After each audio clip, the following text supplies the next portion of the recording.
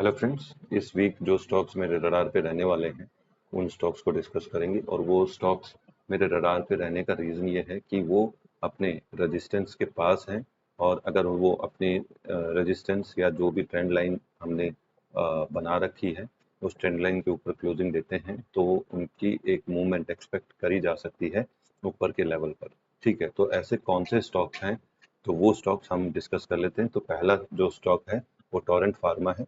तो Torrent pharma का अगर देखें तो टोरेंट फार्मा एक कंसोलिडेशन, पहले तो यहाँ पे कंसोलिडेशन मोड था इसका, ठीक है। और इस कंसोलिडेशन मोड के बाद इसने फिर ब्रेकआउट दिया, और ब्रेकआउट देने के बाद फिर वापस मतलब कि एक हाई मारकर फिर ये वापस नीचे की तरफ आया, मतलब रिट्रेस, हल्का फुल्का रिट्रेस हुआ, और अब वापस अपने जो यहाँ पे बहुत सारी विक्स बना रखी तो वहाँ का इसने रेजिस्टेंस लिया है। ठीक है, अब एक चीज इसमें अगर समझें तो मैंने ये रेजिस्टेंस लाइन जो ये यहाँ बना रखी है, राइट। तो आप कई लोग कहेंगे कि हाई तो ये है, आपने यहाँ क्यों बना रखी है। देखो, अब ये भी रेजिस्टेंस ले सकते हैं, लेकिन मैं ये कंसिडर इसलिए नहीं कर रहा क्योंकि अभी अगर जो सिस्टम को अगर ढंग से समझा जाए तो पहला हाई ये बना था, राइट, इस कैंडल का। अब इस कैंडल का जो भी हाई बना है ना, तो इस हाई के ऊपर कोई भी कैंडल क्लोज नहीं हुई, क्योंकि सारी विक्स, अगर ये छोटी विक्स लगाएं तो ये छोटी विक्स भी नीचे, मतलब कि इनकी जो बॉडी क्लोज है इस विक के ऊपर किसी का भी नहीं। तो इसीलिए मैंने इसको रेजिस्टेंस माना है। और अब इस रेजिस्टेंस के ऊपर अगर मुझे कोई भी क्लोज मिलता है तो हम ऊपर के ये मूवमेंट देख सकते हैं। ये मूवमेंट कौन सा है, ये मिनिमम ये मूवमेंट है। लेकिन जो टोरेंट फार्मा का सिस्टम दिखाता है तो ये एक कंसोलिडेशन मोड के बाद, क्योंकि इसमें एक लंबा कंसोलिडेशन मोड हो चुका है पहले, तो ये कंसोलिडेशन, ये कोई मूवमेंट, ज़्यादा मूवमेंट नहीं है।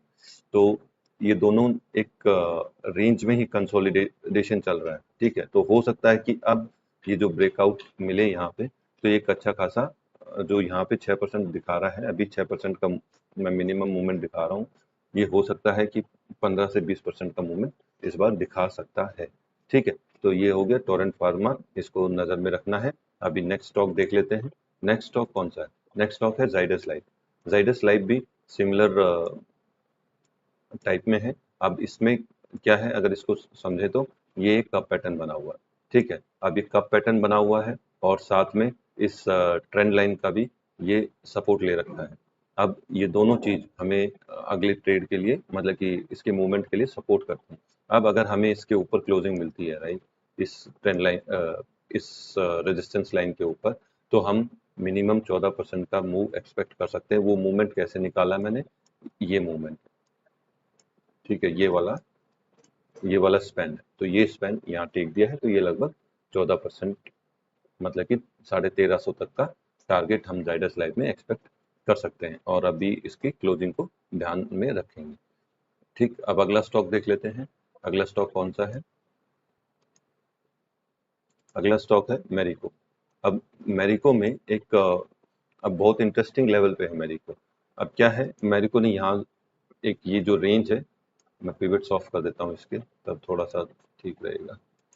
हाँ, अभी अगर इसको समझे तो ये जो रेंज है, राइट, ये जो रेंज है, इस रेंज को इसने ब्रेकआउट दिया, और ब्रेकआउट देके ये सीधा गैप अप ही खुला, और फिर ऊपर एक कंसोलिडेशन मोड में चला गया, और फिर वापस इसने फिर से ब्रेक करा और फिर वापस ऊपर की तरफ चला गया। तो अब ये जो भी मूवमेंट है इसमें इसने एक ट्रेंड लाइन का रेगुलर बेसिस पे सपोर्ट लिया है, ठीक है। अब इस लेवल से ये रेगुलर बेसिस पे डाउन ट्रेंड की साइड आया है, मतलब नीचे की तरफ इसने जर्नी करी है, लेकिन इसको ब्रेक नहीं करा। तो अब ये थोड़ा सा मतलब कि फंस सा गया है। अब क्या है कि ये ऊपर की ट्रेंड लाइन, मतलब कि कन्वर्ज, क्या बोलते हैं इसको, ये दोनों तरफ से अब छोटी हो गई है, ठीक है। ये ट्रायंगल का जो भी शेप है ये छोटा हो गया है। तो अब हो सकता है कि हमें ऊपर की तरफ ब्रेकआउट मिले या नीचे की तरफ ब्रेकआउट मिले, मतलब नीचे की तरफ भी मूवमेंट मिल सकती है, ऊपर की तरफ भी मूवमेंट मिल सकती है।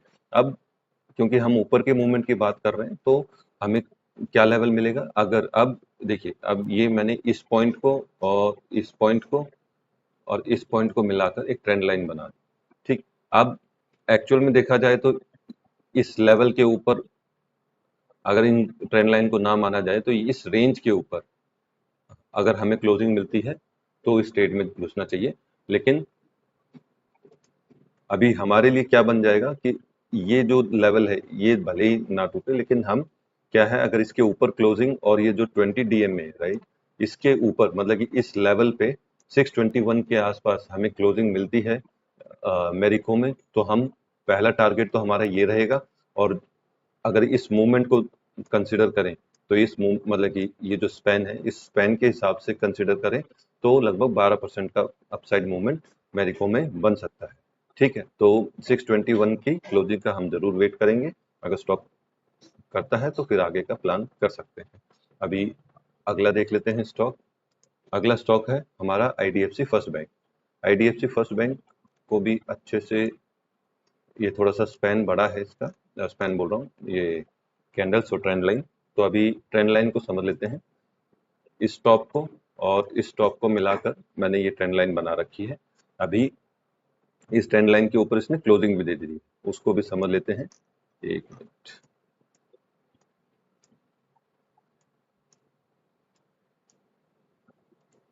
अभी अगर आप एक चीज कहेंगे, अब ये स्टॉक राइट, अभी इस कैंडल को और प्रीवियस कैंडल को मिला के मैंने ट्रेंड लाइन बनाई है।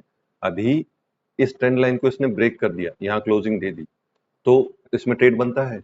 इसमें एक गुंजाइश रहेगी शक की, वो किस लिए? क्योंकि जब इस कैंडल ने राइट, ये जो यहाँ से ये मूवमेंट आया और यहाँ से ये वापस रिट्रेस हुआ है, ठीक है। अब इसने किसका रेजिस्टेंस लिया है? इसने रेजिस्टेंस लिया है 200 डीएमए का, ठीक। तो इसने अगर यहाँ रेजिस्टेंस लिया है तो पॉसिबिलिटी है कि ये अभी भी यहाँ रेजिस्टेंस ले, तो और वैसा ही हुआ, इसने यहाँ रेजिस्टेंस लिया और ये वापस नीचे आया और इस ट्रेंड लाइन पे जो इस पॉइंट को और इस पॉइंट को मिलाकर बनाई हुई है उसको ये टच करता हुआ वापस इस लेवल पे आ गया।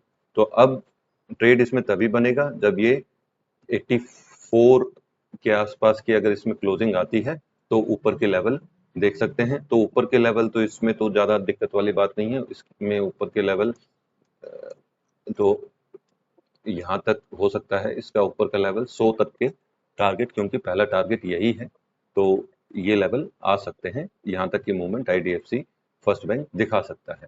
ठीक है, अगला ट्रेड देख लेते हैं। अगला ट्रेड क्या है? अगला ट्रेड है बीएचईएल का, भारत हैवी इलेक्ट्रिकल्स। ठीक, तो अब इसमें भी एक रेंज बनी हुई है और उस रेंज में ही ये रेगुलर बेसिस पे ट्रेड हो रहा है। अब अगर सिंपल कॉन्सेप्ट समझे तो इसने 3 टॉप मार रखे हैं, ठीक है। अब ये तीसरा टॉप है, अगर 3 टॉप मार रखे हैं राइट। और क्योंकि इसको मैं टॉप कंसिडर इसलिए नहीं कर रहा क्योंकि इसने नीचे की रेंज नहीं मारी, ये वहीं यहीं से वापस मतलब मिड वे से वापस ऊपर चला गया, ठीक है। तो ये 3 टॉप है।